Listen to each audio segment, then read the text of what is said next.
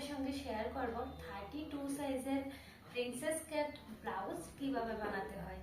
এই যে ফার্স্টে আমি কাস্টমারকে বলে দিয়েছিলাম যে আমাকে যেন একটা ওর গায়ের একটা ব্লাউজ দিয়ে যায় মাপটা নেওয়ার জন্য। এই যে দেখো, এটা হচ্ছে 32 সাইজের একটা ব্লাউজ। তো এইটা অনুযায়ী আমি কিন্তু তোমাদেরকে একদম শর্টকাট ভাবে একটা মানে প্রিন্সেস কাট ব্লাউজটা আমি তোমাদেরকে দেখাবো। তো ফার্স্টে আমি নিয়ে নিয়েছি, এই যে দেখো এই ডাইসটা, এই ডাইসের সাহায্যে কিন্তু আমি পুরোটা ব্লাউজ বানাবো। তো কিভাবে বানাবো সবটাই শেয়ার করব। এই যে দেখো, এটা সাইডে রেখে দিই, যেহেতু আমার জানা হয়ে গেছে এটা 32 সাইজের, তো এটা আমার আর দরকার নেই, এটা রেখে দিলাম। আর এই যে দেখো লাইনিংটা নিয়ে নিয়েছি।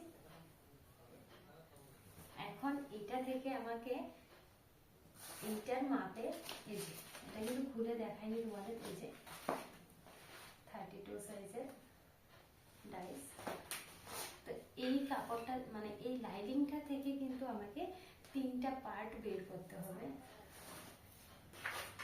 এই শেপে 3টা পার্ট মিলিয়ে দেখি কোথা থেকে বের করলে সুন্দরভাবে হবে।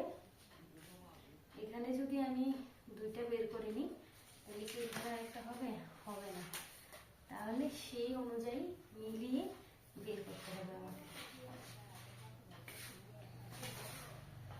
এখান থেকে যদি একটা বের করি আমি, তারপর কিন্তু এখান থেকে আরেকটা বের করতে পারবো। এই যে তারপর এখান থেকে একটা বের করলে এই যে এইটুকু জায়গা থেকে হয়ে যাবে আমার হাতাটা। তো মিলিয়ে কিন্তু বের করতে হবে। আর এখানে কিন্তু আছে 85 সেন্টিমিটার। যদি নর্মালি ব্লাউজ হতো প্যাড ছাড়া, তাইলে কিন্তু আমাকে আরেকটু কাপড়টা কম নিলেও হতো, যেহেতু প্যাড দেবো। আর প্যাড দিলে কিন্তু আমি 2টা লাইনিং ইউজ করি সামনের পার্টে, তাই জন্য কিন্তু একটুখানি বেশি কাপড় লাগছে। তো এইভাবেই চলো মিল করে কেটে নিই। এই কোনায় একটা বসিয়েছি, তাহলে এখানে একটা হয়ে যাবে, আর এখানে একটা বসাবো, এখানে একটা, আর এই যে জায়গাটা থাকবে এখানে হচ্ছে আমার হাতাটা হয়ে যাবে। তো চলো কাটিংটা করি।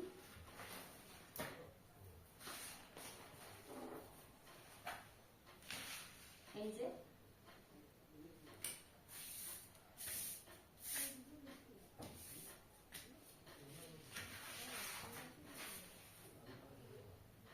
এই সোজা সোজা ভাবে যেহেতু আমাকে 2টা নিতে হবে, তো আলাদা করে বসিয়ে আর লাভ নেই। চলো একসঙ্গে 2টাকে বসিয়ে কাটিংটা করে নিই, তাহলে সময়টাও আমার কম লাগছে আর তাড়াতাড়িও হবে।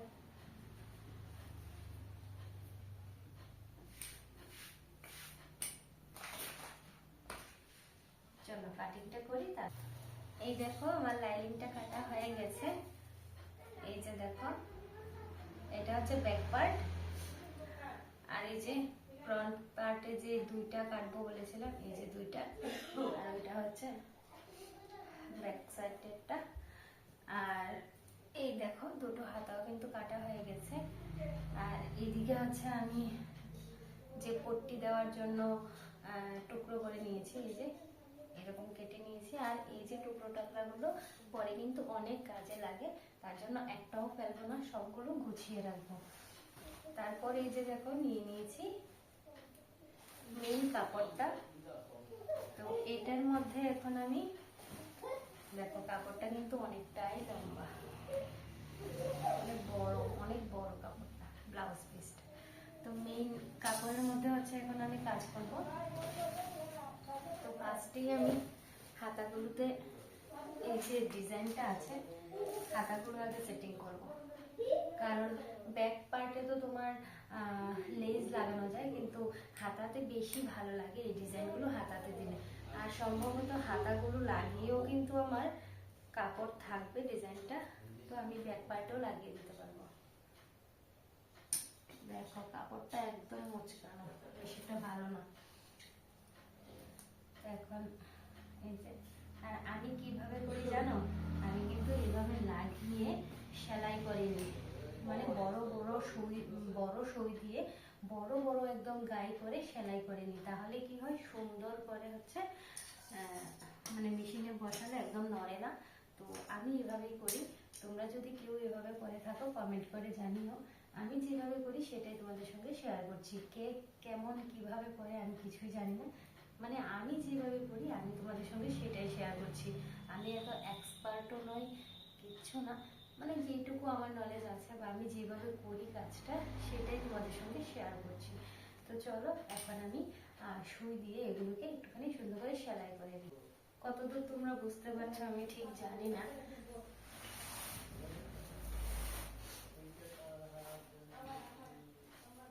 এই দেখো এখন আমি এই যে হাতার যে কাপড়গুলো কেটেছিলাম সেগুলোকে এখন আমি সুন্দর করে এই যে সুই আর সুতা নিয়ে নিয়েছি।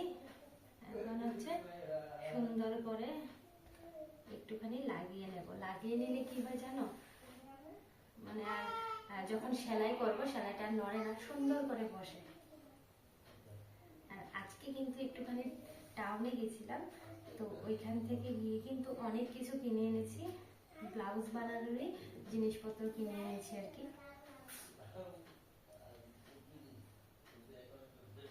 আমার ভিডিওগুলো তোমাদের কেমন লাগে কমেন্ট করে জানাও, ঠিক আছে? যদি ভালো লাগে কমেন্ট করে জানিও, আর ভালো না লাগলেও জানিও।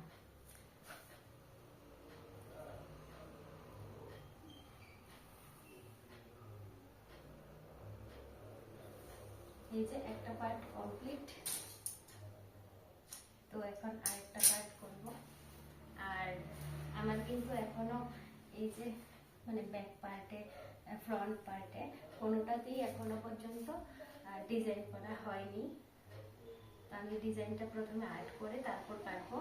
প্রথমে আমি লাইনিংই কাটি, কাটার পর মেন কাপড়ে বসিয়ে তারপর ডিজাইনটা করবো। ডিজাইনটা করে তারপর মেন কাপড়ে বসাবো, বসিয়ে কেটে তারপর হচ্ছে সেলাই করবো।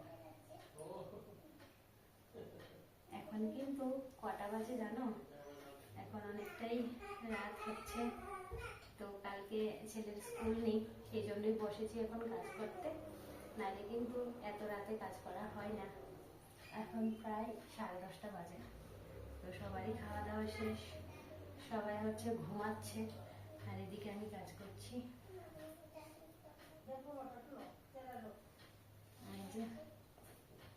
এখন হচ্ছে ডিজাইনটা করবো হাতের, সরি হাতার ডিজাইন না, ব্যাক পার্ট আর ফ্রন্ট পার্ট ডিজাইনটা করবো। হাতাগুলো কাটা একদম কমপ্লিট, এখন সেলাই করার পালা। আর এদিকে দেখো আমি কিন্তু লাইনিং এর মধ্যে সুন্দর করে ডিজাইনটা এঁকে নিয়েছি, যে ডিজাইনটা হবে এই ব্লাউজটাতে, এটা আমি এখন কেটে নেব।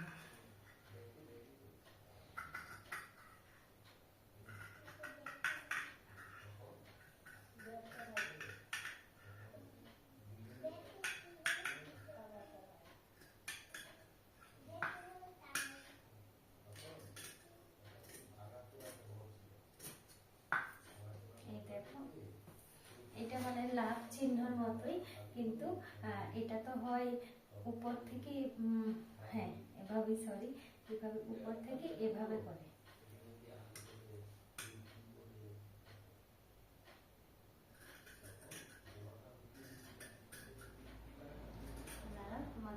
তোমাদেরকে লাইনিংটা কেটে দেখাচ্ছি, তাহলে বুঝতে পারবে যে কোন ডিজাইনটা এটা। এই যে দেখো এই ডিজাইনটা করছি,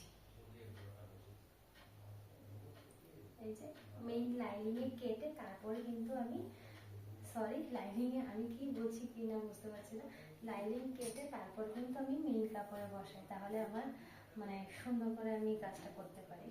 আমি তো এইভাবেই করি, আর প্রায় সবাই মনে হয় এভাবেই করে। তো চলো এখন হচ্ছে মেইন কাপড়ে বসিয়ে দিই। পার্টের মধ্যে মেইন কাপড়টা বসাই নিয়ে সাইডে রেখে দিয়েছি।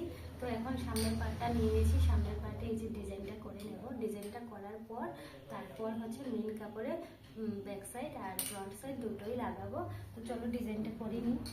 আর এটাও কিন্তু এরকম লাভের মধ্যেই হবে, ওইটাও যেহেতু এরকম ছিল তো এটাও ওইটার মতোই মিলিয়ে দিয়ে দিই আর কি। কাস্টমারের কিন্তু কোনো চাহিদা ছিল না যে এইভাবে ওইভাবে, বলেছে আমার যেরকম ভালো লাগে সেরকম সামনের গলাটা দিয়ে দিতে, আর পেছনেরটা কিন্তু ওর নিজের পছন্দই ছিল।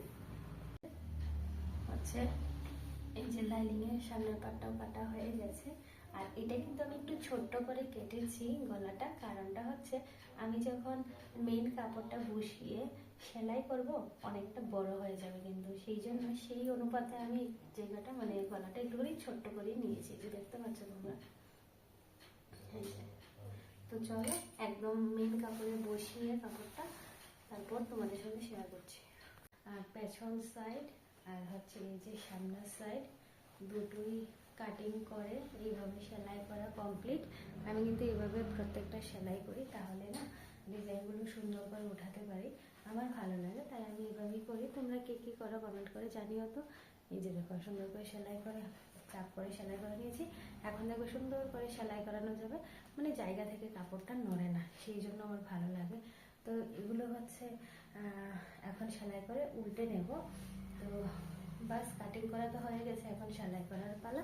আর এখন আর বেশিক্ষণ দেরি করবো না, দাঁড়াও দেখো, এই দেখো কটা বাজে, 11টা বাজে।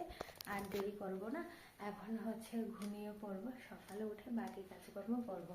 আর এই যে দেখো এগুলো সবগুলো অর্ডার আছে। আজকে হচ্ছে বৃহস্পতিবার, পরশু দিন হচ্ছে একটা বিয়ে আছে শনিবারে, তো ওগুলো যাবে। তো সবগুলো রেডি হয়ে গেছে, এটা হচ্ছে কালকে রেডি করব। আর ওই যে নিচে বাকি অংশটা। তো চলো আজকের মতো টাটা, আবার কালকে তোমাদের সঙ্গে দেখা।